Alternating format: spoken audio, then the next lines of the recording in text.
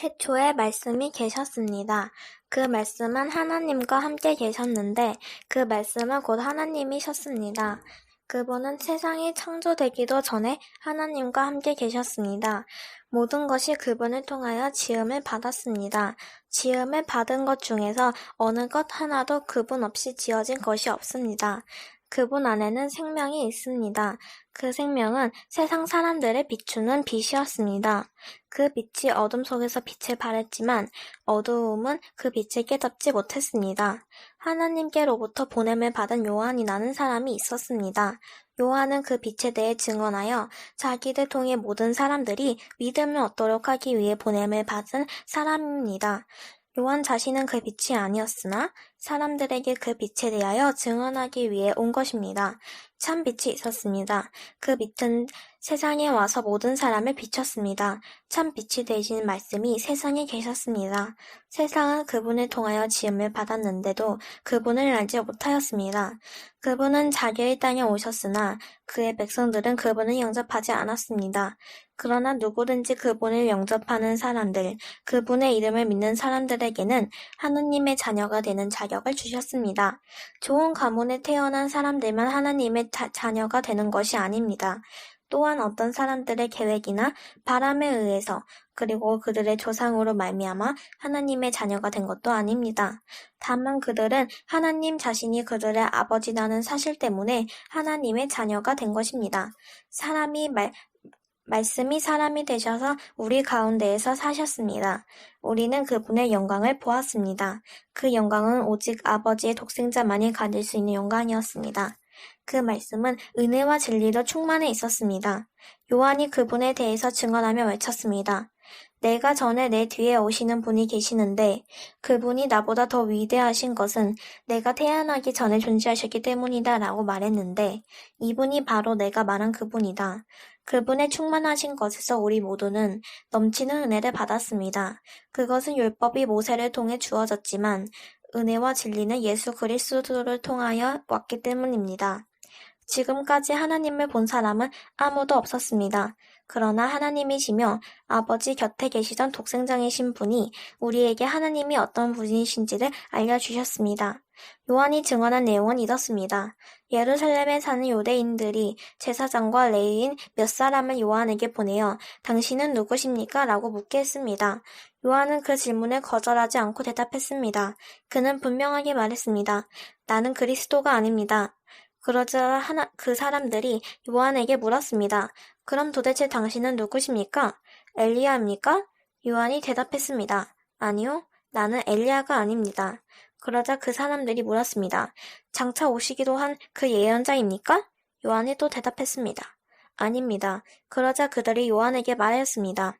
그렇다면 당신은 누구십니까? 우리는 우리를 보낸 사람들에게 보고해야 합니다. 대답해 주십시오. 당신은 자신을 무엇이라고 생각하십니까? 요한은 그 사람들에게 이사야 선지자의 말씀을 인용하여 대답했습니다.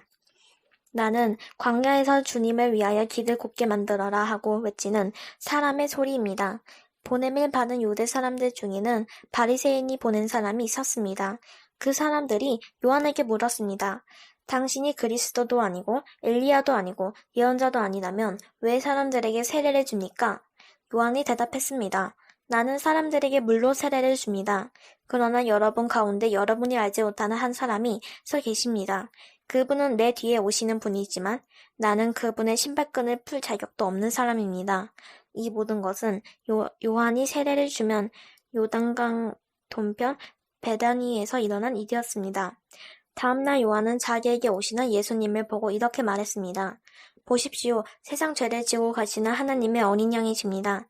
이분이 바로 내가 내 뒤에 오시지만 그분이 나보다 더 위대하신 것은 내가 태어나기 전에 존재하셨기 때문이다 라고 말했던 분입니다.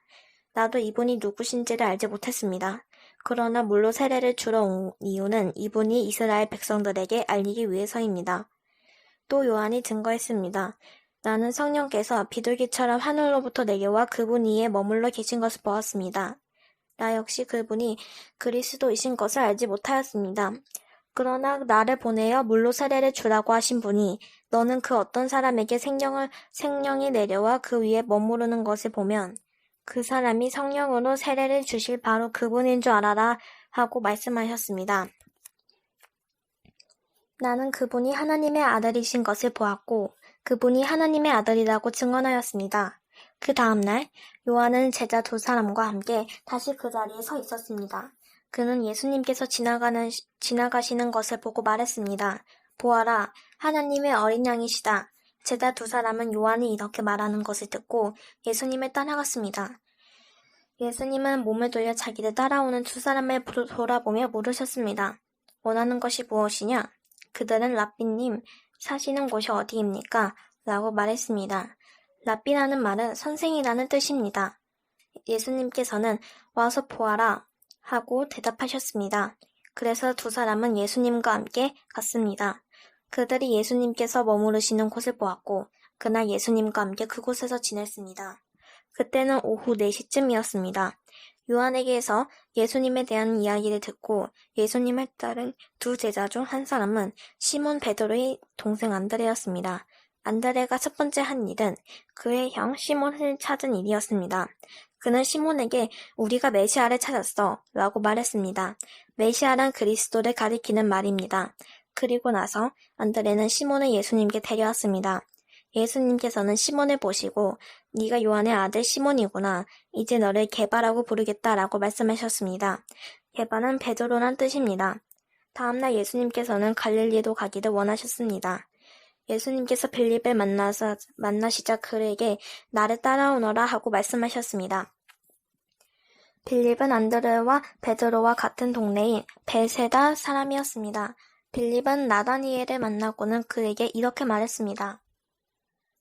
모세가 율법책에 썼고 예언자들도 기록한 그분을 찾았다. 나사렛 사람 요셉의 아들 예수님이 바로 그분이시다. 그러나 나다니엘은 빌립에게 나사렛에서 뭐 좋은 것이 나올 수 있겠는가 라고 말했습니다. 빌립은 와서 보아라 하고 대답했습니다. 예수님께서는 나다니엘이 자기에게 오는 것을 보시고 여기 참 이스라엘 사람이 있다. 이 사람에게는 거짓된 것이 하나도 없다라고 말씀하셨습니다. 나다니엘은 예수님께 저를 어떻게 아십니까? 하고 물었습니다. 예수님께서 대답하셨습니다.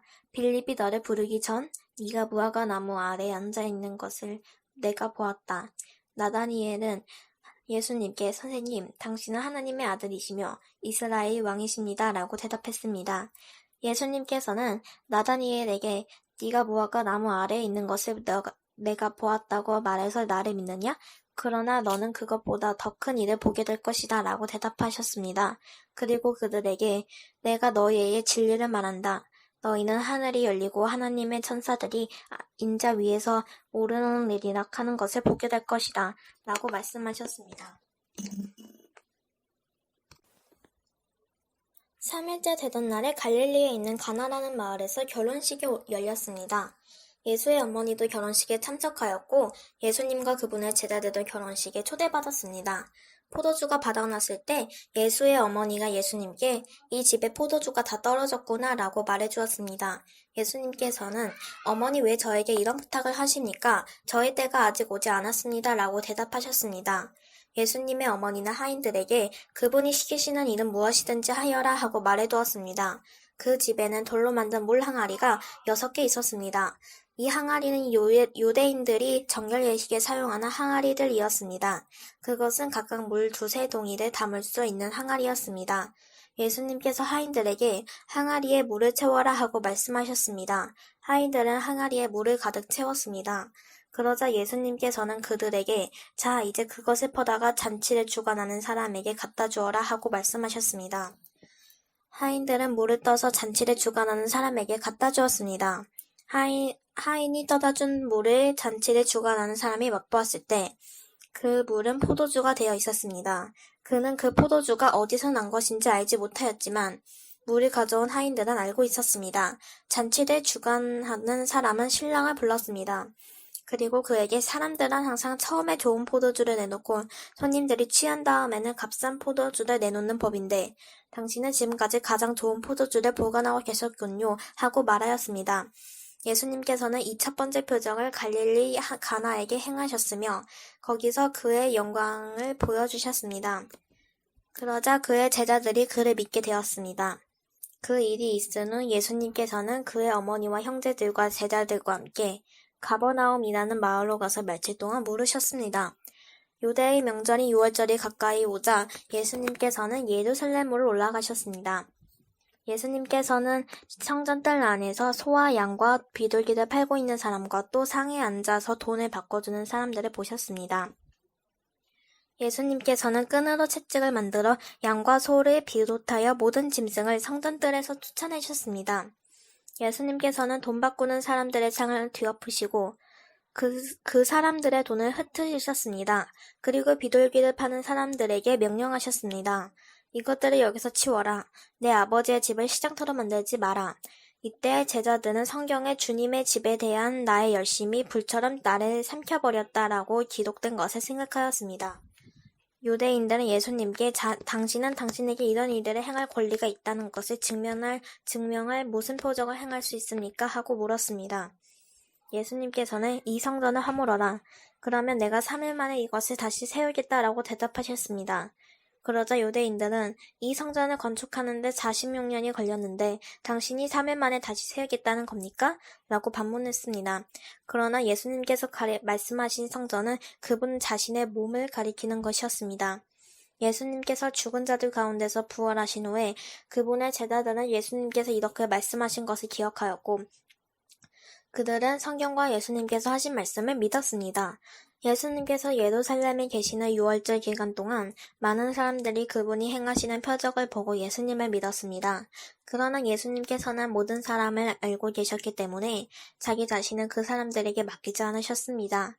예수님께서는 사람들의 마음속에 무엇이 들어있는지 알고 계셨기 때문에 사람에 대해서 어느 누구의 증언이 필요가 없었습니다. 바리새인들 중에 니고데모라는 사람이 있었습니다. 그는 유대 공의회 의원 중 한 사람이었습니다. 어느 날 밤 니고데모가 예수님을 찾아왔습니다.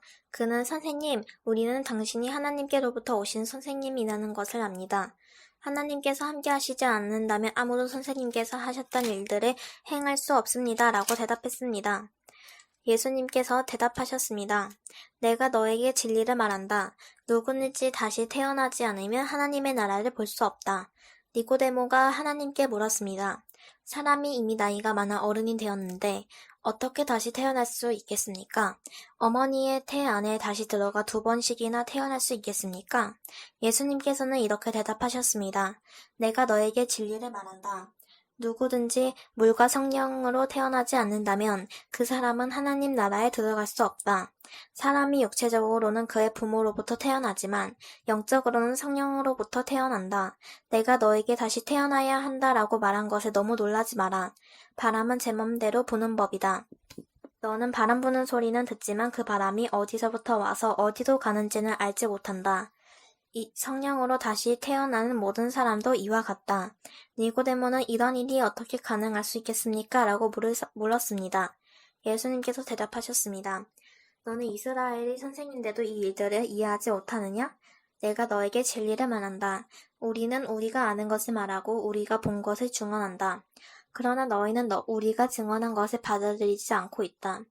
내가 너희에게 이 세상의 일들에 대해 말했는데도 너희는 나를 믿지 않는데 내가 너희에게 하늘의 일들을 말한다면 너희가 어떻게 믿겠느냐? 하늘에서 내려온 사람, 곧 인자 외에는 하늘에 올라간 사람이 아무도 없다. 모세가 광야에서 뱀을 높이 들었던 것처럼 인자도 들려야 한다.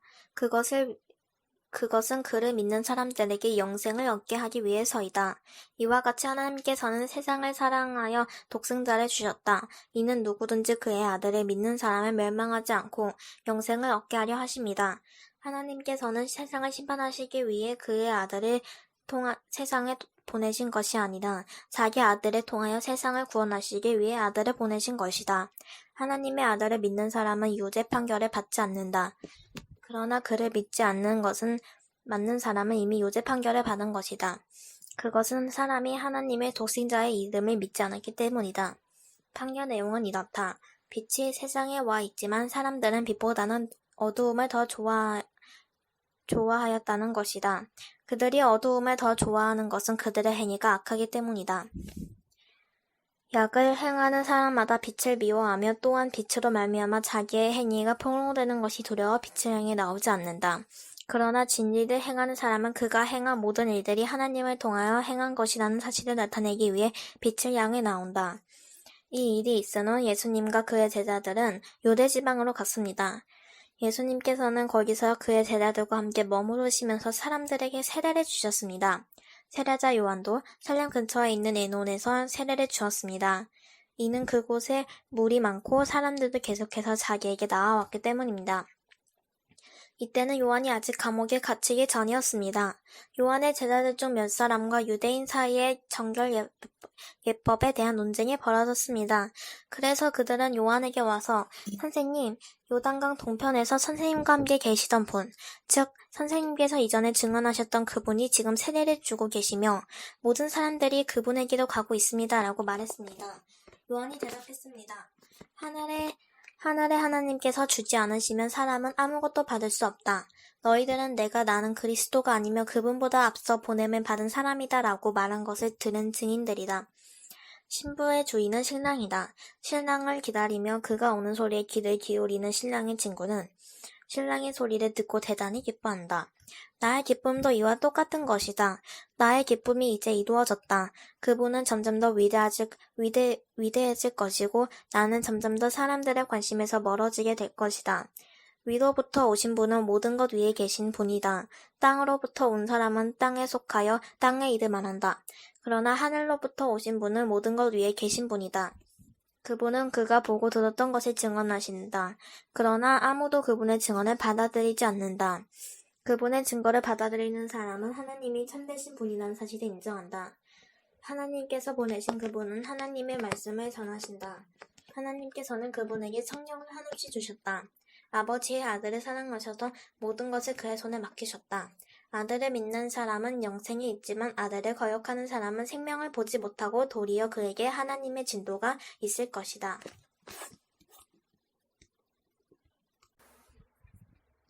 바리새인들은 예수님께서 요한보다 더 많은 사람을 제자로 삼고 세례를 준다는 소문을 들었습니다. 그러나 사실 예수님께서 직접 사람들에게 세례를 주신 것이 아니라 제자들이 세례를 준 것이었습니다. 예수님께서는 바리새인들이 자기에 대하여 이야기하고 있다는 것을 아시고 유대를 떠나 다시 갈릴리로 가셨습니다. 갈릴리로 가려면 사마리아 지방을 거쳐가야만 했습니다. 예수님께서는 사마리아에 있는 수가라는 마을로 들어가셨습니다. 이 마을은 야곱이 자기 아들 요셉에게 주었던 밭에서 그리 멀지 않은 곳에 있었습니다. 그곳에 야곱의 우물이 있었습니다. 예수님께서는 오랜 여행으로 피곤하여 그 우물가에 앉으셨습니다.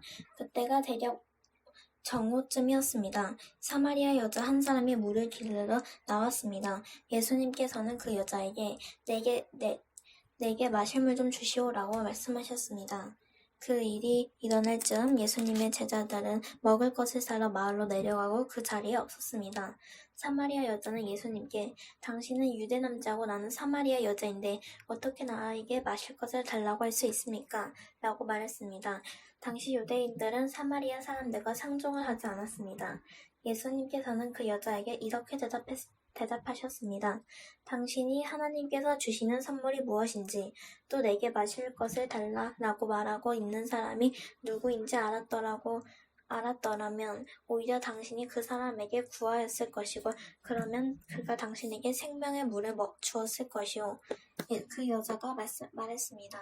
선생님, 당신에게는 물기를 도구도 없고 이 우물은 매우 깊은데 어디서 그 생명의 물을 구한단 말입니까? 당신이 우리 조상 야곱보다 더 큰 분이나 말씀이십니까? 야곱은 우리에게 이 우물을 주신 분입니다. 그분도 친히 이 우물에서 물을 길어 마셨고 그분의 아들들과 가축들도 그렇게 했습니다. 예수님께서는 이 물을 마시는 사람은 다시 목마를 것이요. 그러나 내가 주는 물을 마시는 사람은 누가 되었던 간에 영원히 목마르지 않을 것이요. 내가 주는 물은 그 사람 안에서 계속 솟아나 영원한 생명을 가져다 주는 우물이 될 것이요. 라고 대답하셨습니다. 사마리아 여자는 예수님께 선생님, 저에게 그런 물을 주셔서 제가 다시는 목이 마르지 않을 뿐더러 물을 기다려 여기에 오지 않게 해주십시오라고 말했습니다. 예수님께서는 그 여자에게 가서 당신 남편을 불러 이리로 데려오시오라고 말씀하셨습니다. 그 여자는 예수님께 저는 남편이 없습니다 라고 대답했습니다. 그러자 예수님께서 당신이 남편이 없다고 한 말은 맞는 말이요. 실제로 당신은 남편이 5명이나 있었고 지금 당신과 함께 사는 남자도 당신 남편이 아니오. 당신이 방금 전에 말한 것은 틀린 말이 아니었소 라고 말씀하셨습니다. 그 여자는 선생님, 제가 보기에 선생님께서는 예언자이십니다. 우리의 조상들은 이 산에서 예배하였으나 유대인들은 예배할 수 있는 유일한 장소는 예루살렘에 있다고 주장합니다. 라고 말했습니다. 예수님께서 이렇게 말씀하셨습니다. 여인이여 나를 믿으시오. 이 산에서도 아니고 예루살렘에서도 아닌 당신네들이 아버지께 예배할 때가 올 것이요. 사마리아 사람인 당신네들은 알지 못하는 것을 예배하나 우리 유대인들은 우리가 알고 있는 것을 예배하오. 그것은 구원이 유대인들로부터 나오기 때문이요. 그러나 참되게 예배하는 사람들이 영과 진리로 아버지께 예배할 때가 올 것인데 그 뒤로 지금이 바로 그때요. 그리고 하나님께서는 이렇게 예배하는 사람들을 찾고 계시오. 하나님께서는 영이시기 때문에 하나님께 예배하는 사람들은 반드시 영과 진리로 예배해야만 하오. 그 여자는 그리스도라고 불리는 메시아가 오실 것이라는 사실을 알고 있습니다. 그분이 오시면 우리에게 모든 것을 설명해 주실 것입니다. 라고 말했습니다. 그러자 예수님께서 여자에게 말씀하셨습니다. 지금 당신과 이야기하고 있는 내가 바로 그 메시아요. 바로 그때 예수님의 제자들이 마을에서 돌아왔습니다. 그들은 예수님께서 여자와 얘기하고 있는 것을 보고 무척 놀랐습니다. 그러나 아무도 선생님 무엇을 구하고 계십니까? 라거나 선생님 무슨 일로 그 여자와 이야기를 하고 계십니까? 라고 묻는 사람이 없었습니다.